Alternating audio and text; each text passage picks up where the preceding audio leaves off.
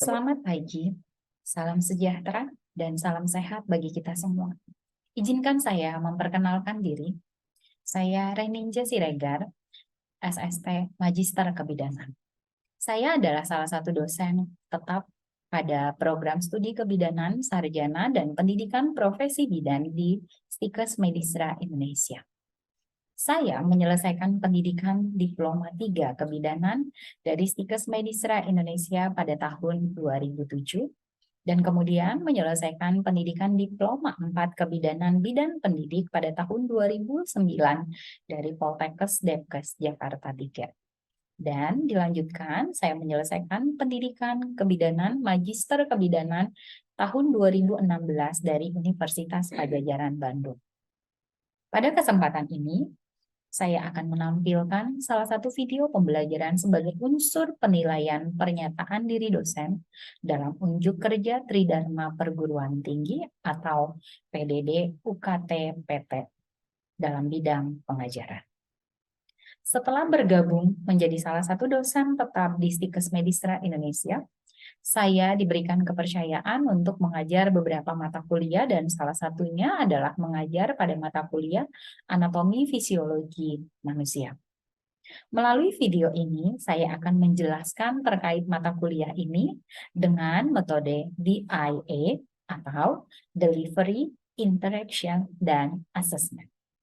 Aspek delivery mencakup penjelasan tentang deskripsi mata kuliah, capaian pembelajaran mata kuliah, sistem pembelajaran, materi pembelajaran, dan sistem penilaian. Pada aspek interaksi, menunjukkan bagaimana interaksi yang terjadi selama proses pembelajaran dengan mahasiswa. Hal ini akan saya tampilkan melalui video pembelajaran dengan metode pembelajaran yang tepat. Dan aspek yang berikutnya yaitu aspek asesmen dilakukan untuk mengevaluasi pencapaian mahasiswa pada mata kuliah ini. Mata kuliah anatomi fisiologi manusia penempatannya berada pada semester genap dan tepatnya berada pada semester 2, di mana mata kuliah ini di mana mata kuliah ini memiliki bobot 6 SKS yang terbagi menjadi 4 SKS teori, 2 SKS praktik, di mana mata kuliah ini merupakan mata kuliah wajib bagi mahasiswa kebidanan dan menjadi dasar mahasiswa untuk mampu mengaplikasikan asuhan kebidanan dengan tepat. Capaian pembelajaran lulusan pada mata kuliah ini meliputi capaian pembelajaran sikap, pengetahuan, keterampilan umum, keterampilan khusus, yaitu di mana mahasiswa diharapkan mampu menguasai konsep teoritis ilmu anatomi yang terkait dengan siklus kesehatan reproduksi pada perempuan dan proses asuhan kebidanan. Capaian pembelajaran lulusan diturunkan ke dalam capaian pembelajaran mata kuliah atau CPMK yang antara lain adalah di mana mahasiswa mampu menelaah konsep dasar tentang anatomi fisiologi manusia, mampu menguraikan konsep dasar tentang anatomi fisiologi manusia yang berkaitan dengan sistem muskuloskeletal, sistem pernafasan, sistem kardiovaskular, sistem perkemihan, sistem panca indera, sistem integumen, sistem reproduksi baik wanita maupun pria, sistem pencernaan, dan imunitas. Materi pembelajaran pada mata kuliah ini antara lain adalah konsep dasar ilmu anatomi dan fisiologi sistem muskuloskeletal, anatomi fisiologi sistem sendi dan otot, anatomi fisiologi sistem pernafasan, anatomi fisiologi sistem kardiovaskular, anatomi fisiologi sistem panca indera, anatomi fisiologi sistem perkemihan, anatomi fisiologi sistem endokrin, anatomi fisiologi sistem reproduksi, anatomi sistem pencernaan, anatomi fisiologi sistem persyarafan, anatomi fisiologi sistem integumen, dan imunitas. Mata kuliah ini memberikan kesempatan bagi mahasiswa untuk mampu memahami sistem tubuh manusia dan hubungannya dengan proses reproduksi wanita. Pada semester ini, Stikes Medistra Indonesia sudah mulai menerapkan pembelajaran dengan metode luring, yaitu pembelajaran dengan tatap muka di kelas dan praktik di laboratorium. Metode pembelajaran yang ditetapkan dalam mata kuliah ini adalah dengan metode ceramah, tanya jawab, contextual learning, yaitu dengan mengaitkan atau menghubungkan materi pembelajaran saat ini dengan materi pembelajaran sebelumnya, dan dengan metode discovery learning atau dengan memahami konsep, arti, hubungan sampai pada tahap penarikan kesimpulan.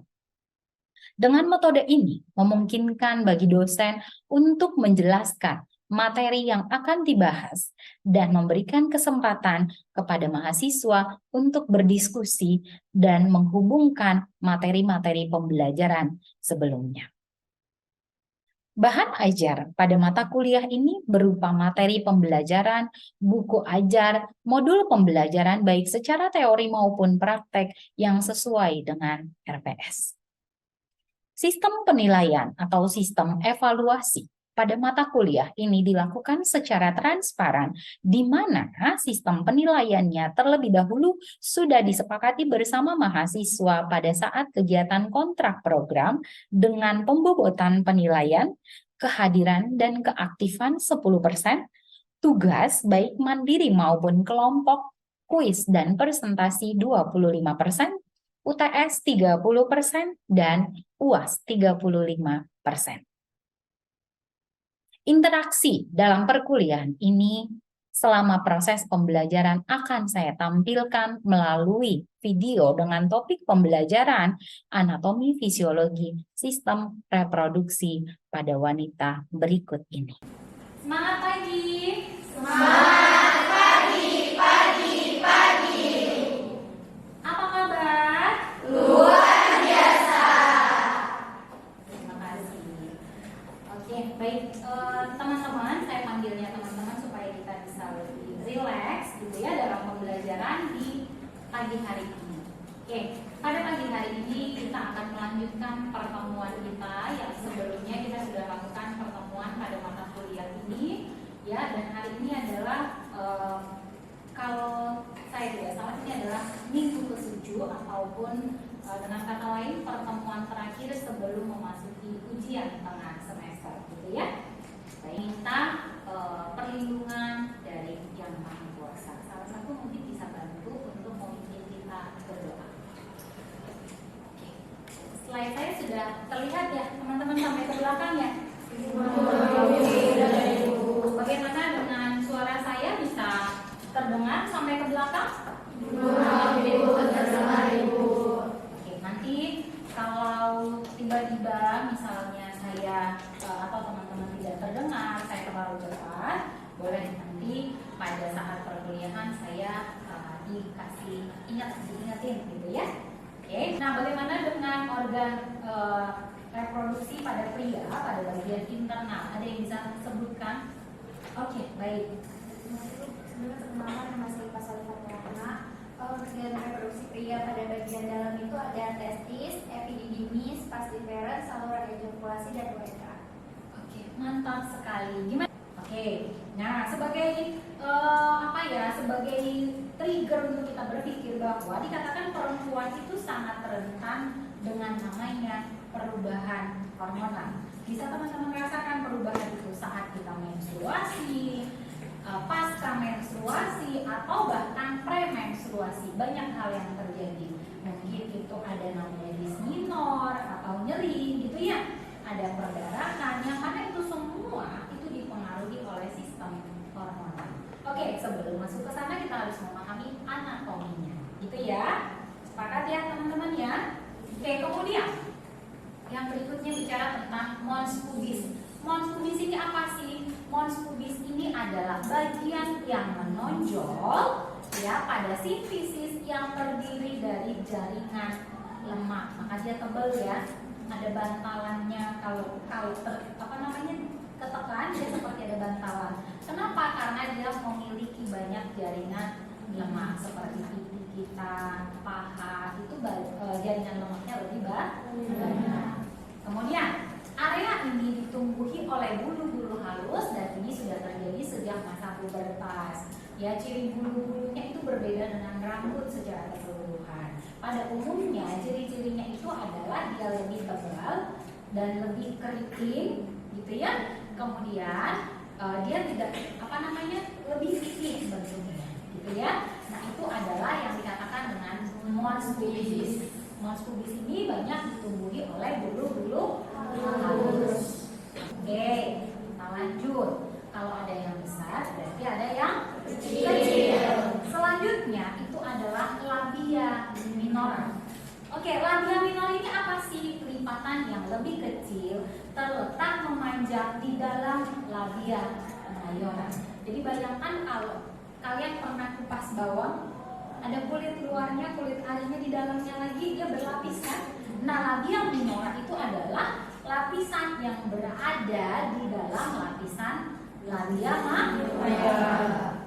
Oke, nah apa bedanya? Pada labia minor ini dikatakan bahwa ya dia jaringan lemaknya tidak sebanyak pada labia mayor.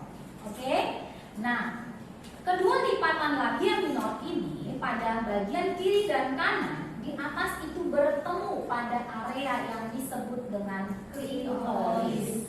Jadi di atas labia minor itu terdapat klitoris. Oke, kemudian ya, dan bertemu pada bagian bawah klitoris itu disebut dengan frenulum. Oke, jadi masih di atas ujungnya itu klitoris, di bawahnya frenulum. Oke, kemudian di bagian bawah kedua lipatan bersatu membentuk lipatan tipis yang disebut dengan forceps. Jadi apa itu forceps? Pertemuan lipatan labia minor kanan dan kiri pada bagian bawah. Jadi di sini inilah yang dikatakan dengan forceps. Oke, saya terlalu cepat? Baik, terima kasih.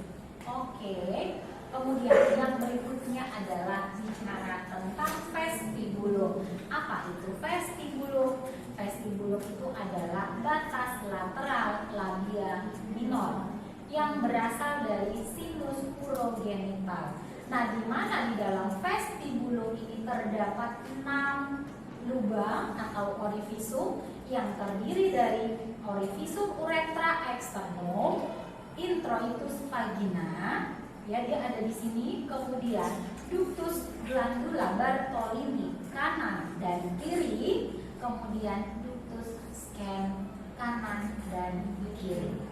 Jadi di dalam vestibulum ini atau di area vestibulum ini terdapat 6 lubang atau orificium. Bisa sampai di situ dipahami? Oke, ya. Baik. Kemudian yang berikutnya ya adalah perineum. Ini adalah bagian dari organ genitalia eksternal. Kalau berbicara tentang perineum ini merupakan daerah yang membatasi tepi bawah antara anus dan juga vulva. Ya. Nah, pada perineum ini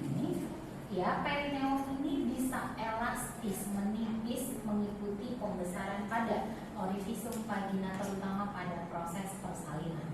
Namun ada kalanya perineum ini bisa mengalami ruptur atau robekan pada proses persalinan karena ya orificium vagina yang sudah mulai tertarik maksimal sampai menyebabkan adanya robekan. Ya. Nah, panjang perineum kurang lebih 4 cm.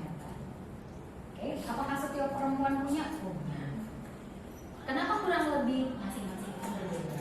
Ada medis, salah satunya besar postur tubuh akan mempengaruhi panjang daripada perineum tersebut. Oke. Yang berikutnya adalah ovarium. Ovarium itu apa sih? Oke. Ovarium itu apa sih? Ovarium itu adalah kelenjar berbentuk buah kenari yang terletak pada sebelah kanan dan kiri tuba fallopi, ya. Kemudian di mana beratnya kurang lebih 5 sampai dengan 6 gram. Kecil atau besar? Kecil ya, kecil. Nah, kemudian dikatakan bahwa ovarium ini terletak pada pelvis. Pelvis itu pasti panggul, rongga pelvis. Jadi di mana ovariumnya? Ada di dalam rongga pelvis. Oke. Kemudian dikatakan bahwa kelenjar ovarium ini menghasilkan hormon estrogen dan progesteron, di mana hormon ini menentukan sifat-sifat kewanitaan seperti pembesaran pada panggul pada wanita, kemudian adanya siklus menstruasi, pembesaran payudara, gitu ya. Oke, baik. Oke, ini masing-masing memiliki peran. Apa perannya? Kalau dikatakan dengan GnRH ini diproduksi oleh hipotalamus yang berfungsi untuk menstimulasi hipofisis anterior untuk memproduksi dan melepaskan hormon FSH dan LH. Dan hormon FSH dan LH ini berperan pada proses pematangan telur, yang mana saat kita dari masa pembentukan di kehamilan, kita sudah mulai memiliki sel telur.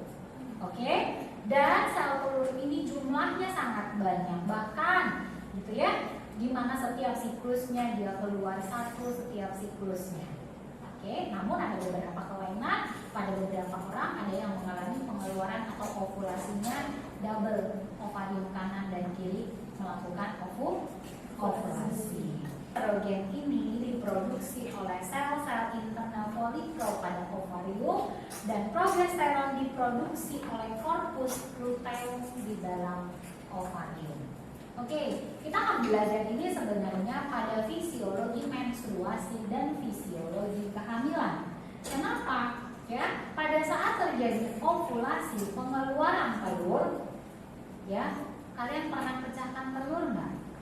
Terima kasih teman-teman, demikian materi kita pada hari ini tentang sistem reproduksi pada wanita. Sebelum kita tutup, barangkali teman-teman ada pertanyaan atau kita akan evaluasi nanti seperti apa ya teman-teman memahami materi kita. Baik, silakan. Ada pertanyaan? Sebelumnya perkenalkan, nama saya Miluka Priyanka. Tadi pada slide organ reproduksi eksternal seperti salah satunya adalah perineum. Nah, yang mana seperti yang dijelaskan bahwa perineum ini sering melakukan pemotongan atau pengguntingan.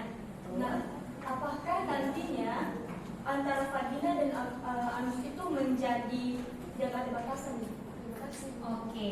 Nah, baik. Tadi pada slide di perineum, artinya perineum itu adalah bagian yang elastis dan sering sekali terjadi ruptur atau robekan pada proses persalinan. Nah, pertanyaannya dari Miluka tadi, apakah kalau terjadi robekan jadi nggak ada batas antara anus dengan vagina? Oke, jadi teman-teman kita harus perhatikan bahwa robekan ini kita harus melihat grade atau tingkatannya. Tingkatan robekan tersebut akan mempengaruhi cara kita melakukan penanganan pada kasus tersebut. Penanganan yang seperti apa? Pada proses penjahitan, kita harus jahit di daerah ototnya terlebih dahulu sampai ke area mukosanya supaya ya bentuknya bisa kembali seperti semula. Jadi tetap ada batas antara anus dengan vagina. Begitu kira-kira ya, Milka. Oke, baik, terima kasih Milka. Untuk yang lain masih ada pertanyaan? Oke, demikian materi kita pada hari ini. Terima kasih untuk teman-teman atas partisipasinya. Ya, mudah-mudahan materi kita bisa membawa manfaat untuk teman-teman semuanya dalam memahami asuhan nantinya pada pembelajaran kebidanan. Nah, berikut ada juga sebagai bentuk evaluasi yang akan kita kajikan nantinya pada pertemuan selanjutnya, yaitu ya tolong teman-teman baca nanti di slide dan akan saya kirim juga nantinya ke teman-teman melalui e-link untuk proses penugasan tersebut. Baik, demikian. sekian pertemuan kita pada pagi hari ini. Saya ucapkan terima kasih dan sampai ketemu kembali, tetap sehat.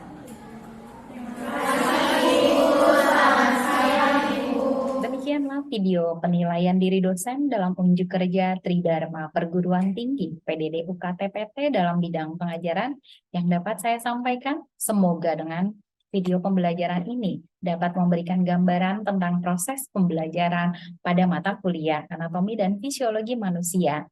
Akhir kata, saya sampaikan terima kasih kepada seluruh tim penilai dan panitia sertifikasi dosen SMART tahun 2023.